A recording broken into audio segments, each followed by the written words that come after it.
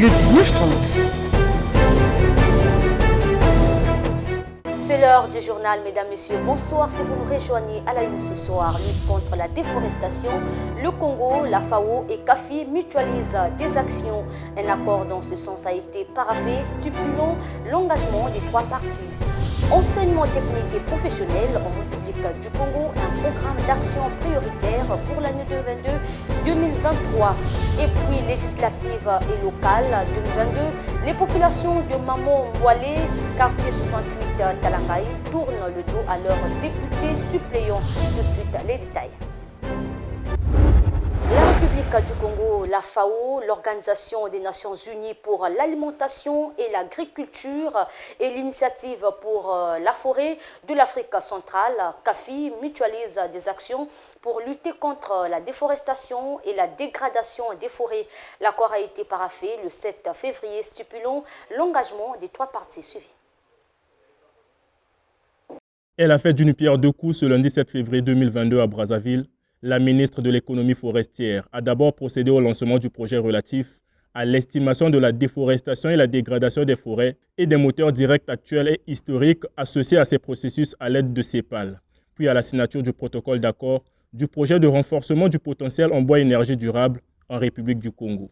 Le Congo, dont le territoire national est couvert à 69% de forêts avec un taux de déforestation le plus faible au monde, soit 0,6%, fait toujours montre d'une grande ouverture à toutes les initiatives internationales qui traitent ce fléau.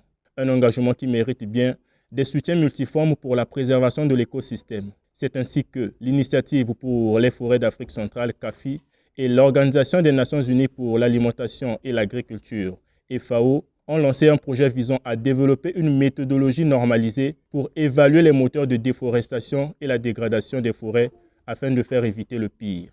Réduire ou limiter la déforestation et la dégradation forestière suppose, dans le contexte du développement durable, la prise des mesures palliatives et le développement des actions appropriées visant à diminuer l'impact des activités anthropiques sur les forêts et à minimiser leurs effets sur l'environnement en général.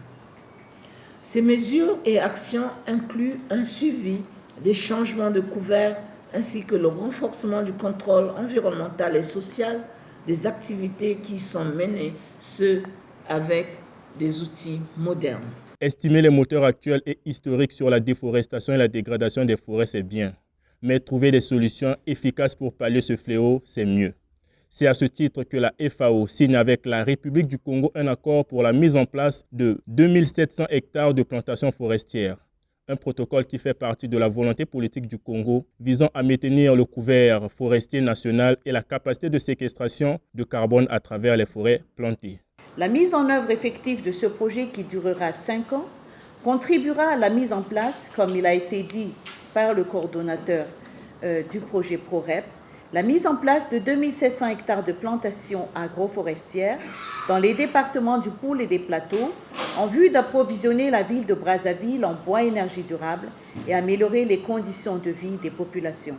Ce projet témoigne une fois de plus de l'engagement de la République du Congo dans l'effort mondial de réduction des émissions de gaz à effet de serre et contribuera à l'atteinte des ODD 13, 14, 15 et 17 et pour lequel, entre autres, se souscrit le nouveau cadre stratégique de la FAO 2022-2031 qui s'articule autour de 4 piliers, à savoir meilleure production, meilleure nutrition, meilleur environnement, meilleures conditions de vie. Ce projet de renforcement du potentiel en bois énergie durable, en sigle ProREP, vise comme objectif d'atténuer la pression anthropique sur les forêts naturelles en réduisant la déforestation et la dégradation des sols, d'assurer un meilleur approvisionnement de ces principales villes en bois énergie, de préserver et enrichir la diversité biologique, de lutter contre la sécheresse, les érosions et la dégradation des sols, de créer une plus grande capacité nationale de séquestration du carbone dans le contexte de l'atténuation des effets du changement climatique, d'assurer l'émergence de l'économie verte et de la croissance soutenue à la fois comme moyen efficace de mise en œuvre et une déclinaison du développement durable dans le contexte de la lutte contre la pauvreté. Le PROREP Bois Énergie, il faut le dire, est totalement financé par le CAFI à hauteur de 17 millions de dollars américains.